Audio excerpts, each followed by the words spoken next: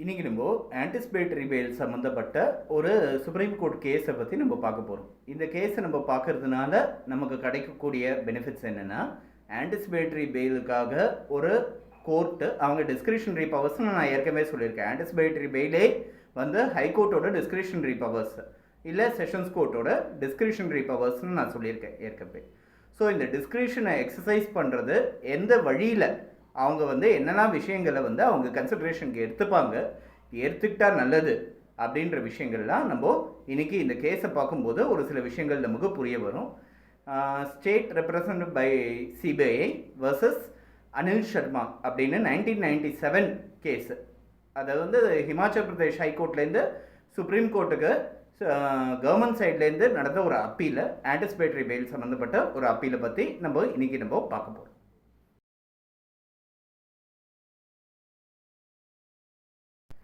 அனில் சர்மான்னு ஒருத்தர், அவர் வந்து ஃபார்மர் ஹிமாச்சல் பிரதேஷில் ஃபார்மர் ஸ்டேட் மினிஸ்டரு. அது தவிர எம்எல்ஏவும் கூட. இந்த கேஸ் நடக்கும்போது அவர் எம்எல்ஏவாக இருந்தார். அவரோட ஃபாதர் வந்து யூனியன் மினிஸ்டர் ஃபார் டெலிகம்யூனிகேஷன்ஸாக இருந்தவர். இவர் ரொம்ப ஒரு அந்த ஸ்டேட்டில் ரொம்ப ஒரு முக்கியமான ஒரு பர்சன். அவர் மேலே ஒரு கேஸை சிபிஐ நடத்துறது. அந்த கேஸ் என்னென்னா, இவருக்கு வந்து ஒரு 16,75,000 வர்த்த டிஸ்ப்ரொபோர்ஷனேட் அசட்ஸ் இருக்குது. அவருக்கு கணக்கு காமிக்காத அளவுக்கு சொத்து இருக்குது. 16,75,000 அவருக்கு கணக்கு காமிக்காத சொத்து இருக்குது அப்படின்றது தான் கேஸ்.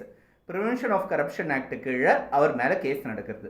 ஸோ இந்த கேஸோட அடிப்படையில் இவர் வந்து இந்த விசாரணை சம்மந்தமாக இவர் வந்து ஆன்டிசிபேட்டரி பெயில் ஹிமாச்சல் பிரதேஷ் ஹைகோர்ட்டில் அப்ளை பண்ணுறார்.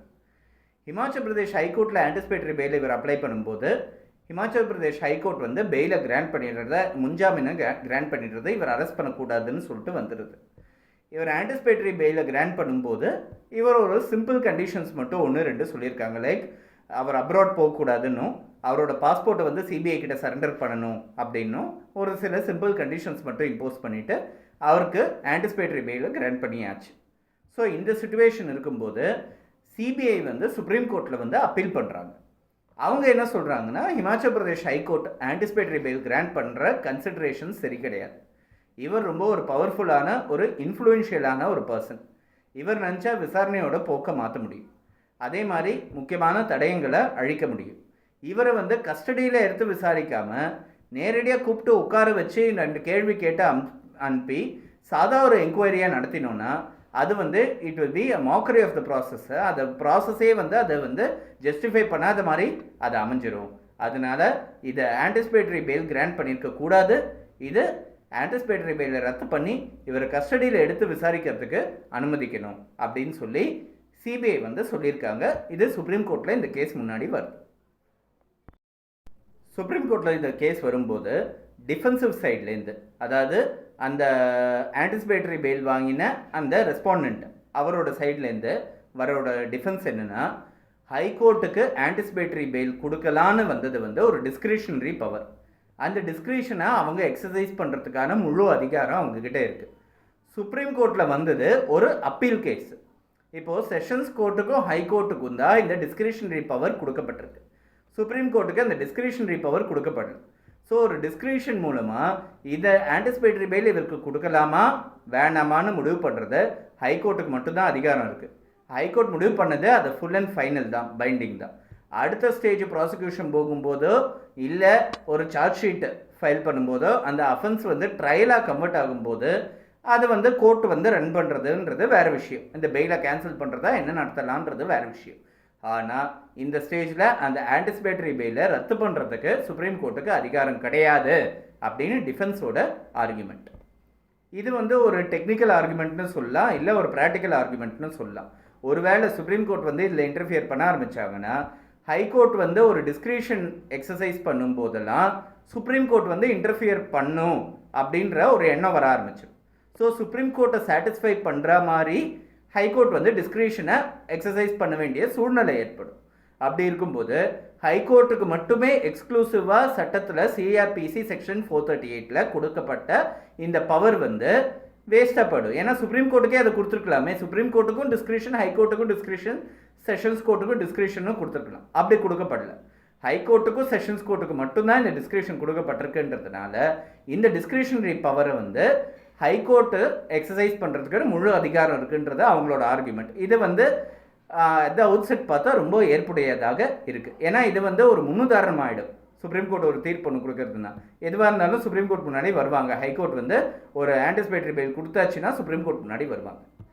இந்த சைடு ஒரு ஆர்குமெண்ட் என்னென்னா, இவங்க வந்து ரொம்ப ஒரு பவர்ஃபுல்லான இன்ஃப்ளூயன்ஷியலான பர்சன் அப்படின்னு சொல்லி சுப்ரீம் கோர்ட் வந்து இந்த பர்டிகுலர் கேஸுக்கு கேஸ் டைரியை ஒரு சீல்டு கவர், கேஸ் டைரின்னு சொல்லிட்டு ஒவ்வொரு கேஸுக்கும் மெயின்டைன் பண்ணுவாங்க.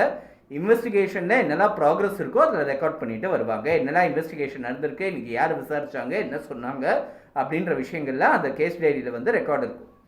அந்த கேஸ் டைரியை ஒரு சீல்டு கவரில் வந்து சுப்ரீம் கோர்ட் வந்து வரவழைச்சி ஜட்ஜஸ் மட்டுமே அதை ப்ரொடியூஸ் பண்ணியிருக்காங்க. அதை ப்ரொடியூஸ் பண்ணதுக்கான ரீசன் என்னென்னா, இவருக்கு கஸ்டடியில் எடுத்து விசாரிக்காத பட்சத்தில் இவர் அந்த விசாரணையோட போக்கை வந்து மாற்றத்துக்கான வாய்ப்பு இருக்கா அப்படின்றது தான் அதனோட சம்மரி. ஸோ அந்த கேஸ் டைரி வச்சு பார்க்கும்போது சுப்ரீம் கோர்ட் ஒரே ஒன்று சொல்லியிருக்காங்க, கஸ்டோடியல் இன்ட்ரோகேஷனோட பாசிட்டிவ் ஆஸ்பெக்ட்ஸ், நெகட்டிவ் ஆஸ்பெக்ட்ஸ் அப்படின்றத பார்க்க வேண்டியதாக இருக்குது அப்படின்றது. கஸ்டோடியல் இன்ட்ரோகேஷனோட பாசிட்டிவ் ஆஸ்பெக்ட்ஸ்னு நம்ம பார்த்தோன்னா, இந்த மாதிரி கேசஸில் ரொம்ப ஒரு இன்ஃப்ளூயன்ஷியலான ஒரு பர்சன் அவர் வந்து கஸ்டடியில் எடுத்து விசாரிக்காமல் நேரடியாக கூப்பிட்டு உட்கார வச்சு விசாரித்தோன்னா அது வந்து மியர் ரிச்சுவலிஸ்டிக்காக போயிடும். அவங்க வந்து கேள்வி கேட்பாங்க, அவர் பதில் சொல்வார், அவர் சொல்கிறது தான் பதில். அது வந்து வேறு எந்த விதமான ஒரு ப்ரெஷரோ வேறு எந்த விதமான ஒரு க்ளோஸ் சர்க்கியூட்டோ இருக்காது. இந்த கஸ்டடின்னு வைக்கும்போது, ஜெயிலில் வைக்கும்போது, ஒருத்தர் கன்ஃபைன்மெண்ட்டில் இருக்கும்போது அவர் சொல்கிற பதிலை வந்து இமீடியட்டாக வேறு ஒருத்தர்கிட்ட கேட்டு டேலி பண்ணுறதுக்கான வாய்ப்பு அவங்களுக்கு கிடையாது. அதே மாதிரி கூடவே வந்து அவர் சொல்கிற பதிலை ஜஸ்டிஃபை பண்ணுற மாதிரி வேறு எவிடன்ஸை க்ரியேட் பண்ணுறதுக்கான வாய்ப்புகளும் கிடையாது. ஜெயிலில் இருப்பாங்க, ஒரு 4 செவத்துக்குள்ளே இருப்பாங்க. ஸோ இவங்க என்னெல்லாம் பதில் சொன்னாங்களோ விசாரணையில், அது வெளியே போகிறதுக்கு முன்னாடி அந்த விஷயங்கள், எவிடன்ஸஸ் சம்மந்தப்பட்ட விஷயங்களை வந்து ப்ரொடெக்ட் பண்ண முடியுன்றதுக்காக தான் கஸ்டோடியல் இன்ட்ராகேஷன்றது கேட்குறது. இந்த மாதிரி கேசஸில் நல்ல இன்ஃப்ளூயன்ஷியலான பர்சனை நான் கஸ்டடியில் எடுத்து விசாரிக்க மாட்டேன், நேரடியாக கூப்பிட்டு தான் நீங்கள் விசாரிக்கணும் அப்படின்னு சொல்லி கோர்ட் சொல்கிறதே. ஆனால் அவங்க வந்து போலீஸ் வந்து நேர சிபிஐயாக இருக்கட்டும், அவங்க நேரடியாக கூப்பிட்டு விசாரிக்கும் போது அந்த விசாரணையோட பர்பஸே டிஃபீட் ஆகிடும் அப்படின்றது நெகட்டிவ் ஆஸ்பெக்ட்ஸ். பாசிட்டிவ் ஆஸ்பெக்ட் இந்த சைட் பார்த்தோன்னா, கஸ்டோடியல் இன்ட்ரோகேஷன் நம்ம பார்த்தோன்னா ஒரு 3rd டிகிரி மெத்தட்ஸு, டார்ச்சர் அதெல்லாம் எம்ப்ளாய் பண்ணுறதுக்கான வாய்ப்புகள் இருக்குது. ஒரு காழ்ப்புணர்ச்சி காரணமாக வந்து ஒருத்தர் எடுத்து விசாரணைக்கு எடுத்து அவர் வந்து கஸ்டடியில் வைக்கிறதுக்கான வாய்ப்புகள் இருக்குது. ஸோ இந்த மாதிரி ஆஸ்பெக்ட்ஸ் வந்து ஆன்டிசிபேட்டரி பெயிலை வந்து கஸ்டோடியல் இன்ட்ராகேஷனை அவாய்ட் பண்ணுறதுக்கான பாசிட்டிவ் ஆஸ்பெக்ட்ஸ். ஸோ இது ரெண்டுத்தையும் வெயிட் பண்ணி பார்க்கும்போது இந்த பர்டிகுலர் கேஸில் இவர் வந்து ஒரு சிட்டிங் எம்எல்ஏ, இவருக்கு வந்து ஒரு மினிஸ்டராக இருந்தவர், 3 வருஷம் மினிஸ்டராக இருந்தவர் ஒரு ஸ்டேட்டில், அவரோட அப்பா வந்து ஒரு யூனியன் மினிஸ்டராக இருந்தவர். அப்படி இருக்கும்போது இந்த மாதிரி ஒரு பர்சனை வந்து உள்ளே வச்சு யாரும் டார்ச்சர் பண்ண போகிறது கிடையாதுன்ற ஒரு எண்ணம் இருக்குது. ஸோ கஸ்டோடியல் இன்ட்ராகேஷனோட நெகட்டிவ், அதாவது ஒரு டிஃபெக்ட்ஸு, ஒரு ப்ராப்ளம்ஸ் வரக்கூடியது வந்து இவர் சந்திக்க மாட்டாருன்றதுக்கு நிறைய வாய்ப்புகள் இருக்குது.